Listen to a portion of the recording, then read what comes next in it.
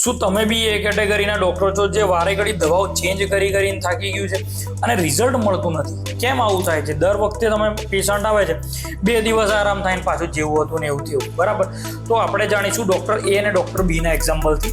Doctor એ જે છે એ શું કરે છે, જ્યારે બી પેશન્ટ આવે છે તો એ કહે છે મને માથું દુખે છે, તો એ શું કરે છે, હા ડાયરેક્ટ પ્રિસ્ક્રિપ્શન આપી દે, આ પેઇન કિલર લઈ લો, મટી જશે. 2 દિવસ પેશન્ટને સારું રહે છે અને પછી પાછું આવે છે. 3જી 4થી વખત પેશન્ટ આવતું બી નથી અને જતું રહે છે. પણ આવું થવાનું કારણ એક જ છે કે તમે પરફેક્ટ એનાલિસિસ નથી કરતા, બરાબર? પણ ડૉક્ટર બી એના બીજા જ કેસમાં શું કરે છે જાણો, કે ડૉક્ટર બી શું કરે છે કે ભાઈ પૂછે છે કેટલા ટાઈમથી છે, ક્યારથી છે, શેના લીધે છે, સ્ટ્રેન છે, શું છે, એ પૂછશે ડીપમાં અને પછી દવા આપશે તો એક જ વારમાં ક્યોર થઈ જાય છે.